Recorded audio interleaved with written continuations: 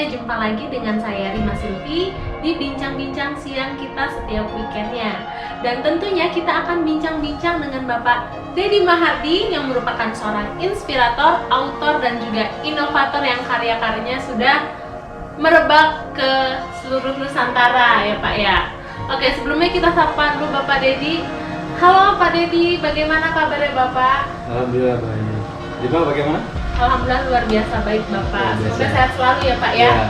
Udah lama nih kita nggak ketemu. Iya, udah lama nggak bikin Iya. acara ya. Betul. Kita bincang ya. Kali ini kita mau bincang-bincang apa nih Pak? Ya, kali ini kita mau bincang-bincang tentang trust issue ya. Kenapa kita bincang-bincang tentang trust issue ya? Karena di era digital sekarang ditambah lagi dengan pandemi yang sangat mengancam dunia sekarang ini, sehingga mau tak mau masyarakat dunia untuk berinteraksi, apakah itu berinteraksi untuk perdagangan, bahkan pendidikan, semua interaksi manusia sekarang dijalankan melalui media digital, media online. Artinya orang tidak ketemu face to face. Oleh karena itu sangat dibutuhkan kepercayaan. Trust itu Trust. ya Pak. Oke. Kita bicara tentang trust issue atau masalah kepercayaan. Nah, isunya sendiri apa nih Pak tentang trust? Nah, trust issue itu adalah kepercayaan diri terhadap kemungkinan pembiaran, atau kemungkinan ditipu, kemungkinan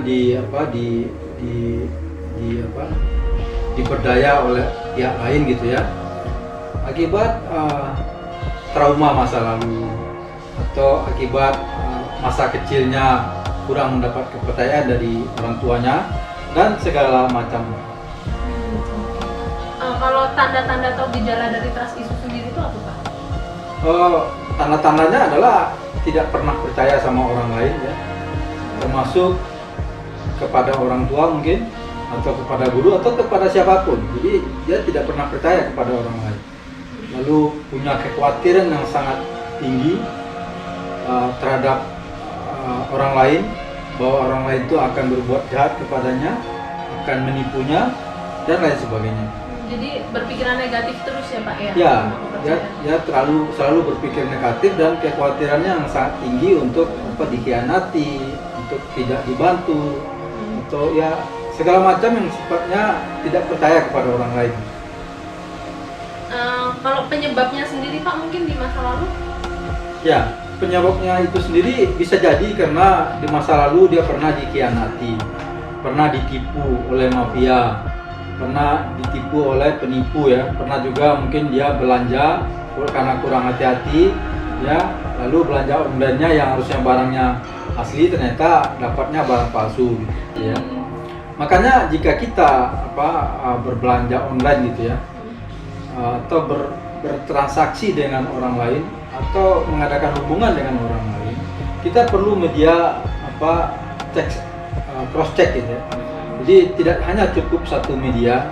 Misalnya seorang teman atau seorang saudara tiba-tiba nelpon dari handphonenya mengabarkan ya bahwa dia butuh uang karena kecelakaan atau lain sebagainya. Nah, itu perlu dicek benar gitu loh. Apakah itu kalau perlu pakai video call ya, biar kelihatan orangnya. Apakah itu betul orang yang selama ini kita kenal yang nelpon? Bisa jadi itu WhatsApp kita digandakan. Ya, jadi perlu media cross check, apalagi kalau media sosial gitu, melalui Twitter, melalui Facebook. Kalau ada orang yang hubungin, misalnya ada kesempatan nih lelang mobil ya, mobil murah gitu, tolong ditransfer dulu uangnya. Nah gitu kita tanya, transfer uangnya nggak kayak orang yang kita kenal ini, tetapi katanya kepada panitia. Nah itu udah pasti ya, kemungkinan besar itu adalah penipuan. Bahkan hal kecil aja Pak, kayak minta kirim pulsa gitu ya Pak, ya. Itu sering banget terjadi ya. Dulu dikenal dengan mama minta pulsa gitu kan. Nah, seperti itu ya, disikapi dengan hati-hati, tapi juga tidak perlu terlalu paranoid gitu ya, terlalu khawatir, karena yakin saja bahwa ada Allah yang akan melindungi kita jika kita selalu berniat baik dan selalu berbuat baik ya, insya Allah kita akan dilindungi oleh Allah. Kalau dampak dari trust issue sendiri Pak, untuk seseorang itu atau untuk lingkungannya gimana Pak? Ya, dampaknya buat orang itu dan buat lingkungan ya udah pasti tidak bagus ya. Kalau orang tidak pernah percaya dengan orang lain, orang selalu negatif thinking dengan orang lain, ya orang selalu sangat khawatir dengan orang lain, seseorang selalu curiga dengan orang lain, otomatis dia tidak akan bisa membangun komunikasi dengan orang lain. Ya, apalagi untuk membangun networking, ya, pergaulan atau hubungan yang luas dengan orang lain, otomatis dia tidak akan bisa membangunnya karena dia diliputi dengan kecurigaan yang tinggi. Ya siapapun orang, ya orang lain dicurigai juga nggak mau kan gitu ya. Udah mending tidak berkomunikasi dengan orang tersebut. Kalau dampaknya sendiri secara kesehatan ada nggak Pak? Iya, ada juga. Ya dampaknya dari sisi kesehatan ya otomatis itu membuat seseorang itu tidak percaya diri, kekhawatirannya sangat tinggi ya, ketakutannya sangat tinggi, otomatis akan mempengaruhi psikologi. Dari psikologi yang kekhawatiran sangat tinggi itu otomatis akan mempengaruhi kesehatan raganya gitu. Mempengaruhi pikiran dan ya, apalagi mungkin tidurnya juga nggak nyenyak, istirahatnya nggak cukup jadinya kan ya. Jadi berdampak sama kesehatannya ya Pak ya. Kalau untuk mengatasi trust issue sendiri ini menurut Bapak gimana Pak? Ya, kalau menurut saya salah satu cara untuk mengatasi trust issue itu yang pertama adalah meningkatkan kehati-hatian. Lalu terus mencoba berhubungan atau berkomunikasi dengan orang lain, mengadakan transaksi dengan orang lain, tapi tetap dengan kehati-hatian yang lebih tinggi tanpa menunjukkan kepada orang lain itu kehati-hatian dia gitu.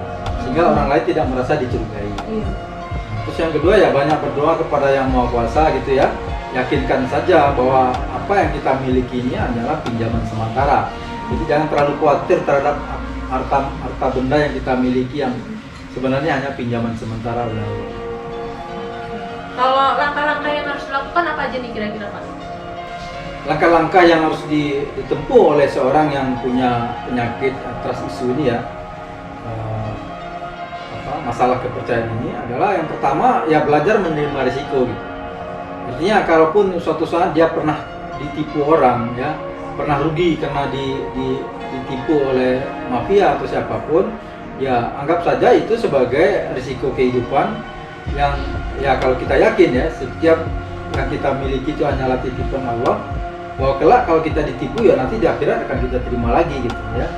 Sama kayak barang kita dicuri gitu ya, ya jangan khawatir, ya jangan terlalu kecewa, apalagi sampai sakit hati berlebihan gitu ya. Kalau masalah harta ya itu semuanya adalah milik Allah gitu. Ya lalu yang kedua dengan terapi ya melatih diri untuk percaya kepada orang lain atau ikut itu ya kegiatan outbound ya. Kegiatan outbound yang di situ ada bagian dari kegiatan itu adalah membangun kepercayaan kepada orang lain. Nah, itu perlu diikuti gitu. Itu bagus menurut saya gitu. Bapak pernah ikut Pak? Saya pernah ikut juga gitu. Di sana ada acara yang kita disuruh merebahkan diri ke belakang ya, lalu orang lain akan menampung kita. Nah, itu butuh kepercayaan diri kita kepada orang lain itu pasti menampung kita, akan menyambut tubuh kita yang kita jatuhkan ke belakang. Kalau kita percaya diri nggak kuat, pasti kita nggak berani. Karena kalau orang itu tidak menyambut tubuh kita dengan kepala ke belakang itu bisa geger otak segala gitu. Nah itu membangun kepercayaan kepada orang lain. Jadi banyak games yang untuk membangun kepercayaan. Ya, membangun kepercayaan kepada orang lain sekaligus membangun percaya dirinya bahwa dia tidak akan ditipu, tidak akan dibengkalikan oleh orang lain. Mungkin kalau dari Bapak sendiri ada pengalaman nggak Pak tentang trust issue ini sendiri?